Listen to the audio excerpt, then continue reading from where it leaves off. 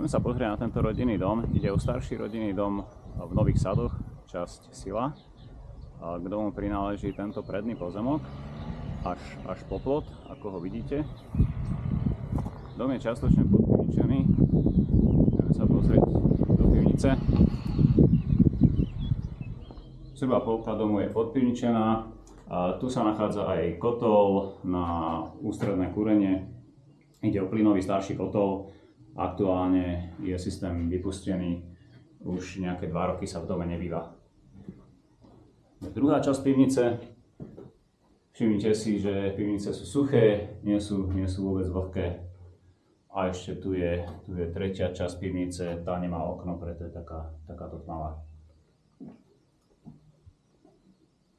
Dom je postavený z fluorobetónu, s kvádrou, zhruba 30 cm širokých.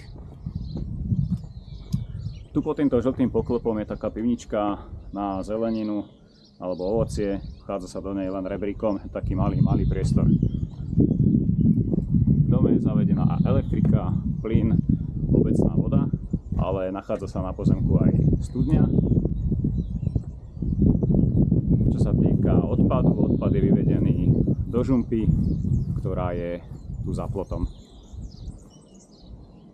Spolu s domom sa predáva pozemok, ktorý je takto označený kolíkmi, čo je v podstate pod túto hospodársku budovu.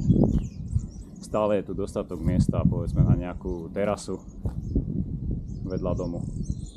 Tu už bol domček čiastočne upravovaný.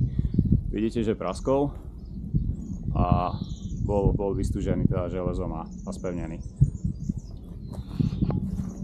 Poďme sa pozrieť dovnútra.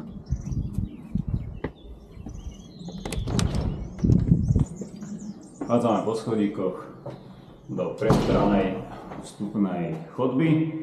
Ešte tu si pozrieme elektriku, sú tu ešte klasické poistkové poistky. Tu je veľká vstupná chodba s toaletou, umývadielko. Okná sú pôvodné drevené. Vedľa máme bývalú kuchyňu. Táto časť je zachovala, tu v podstate nevidno znútra z interiéru nejaké praskliny. Sa posunieme ďalej. Po ľavej strane je kúpeľňa s vaňou, s umývadlom. Je tu boiler, ktorý funguje na elektriku a pripravuje teplú vodu pre celý dom. Oproti je jedna izba. Tu vidíte už, máme tu praskliny pod stropom. Či je to nejaký veľký statický problém, neodvážim sa to povedať. Statik tu nebol posúdiť stav domu. Tu sa nachádza aj termostat, je tu aj komín vyvedený.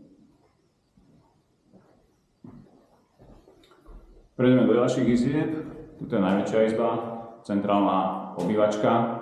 Tu vidíme tiež praskliny. Znova otázne, že ako sú závažné.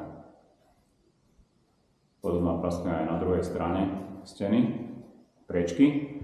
Ale tu už vlastne na obvodovej stene už vidíte, že tá prasklina nie je. Tu sú také kozmetické skôr praskliny na omietke.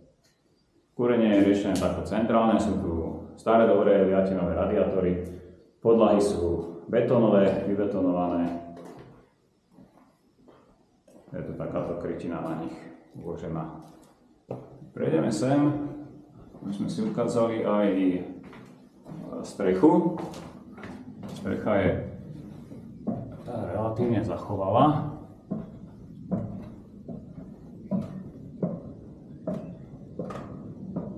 Betónový strop. Drevo vyzerá byť zdravé.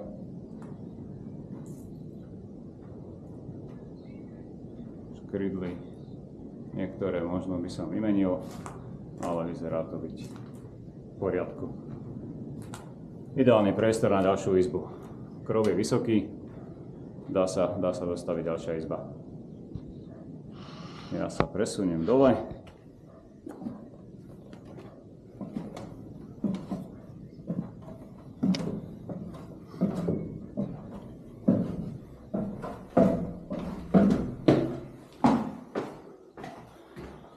OK.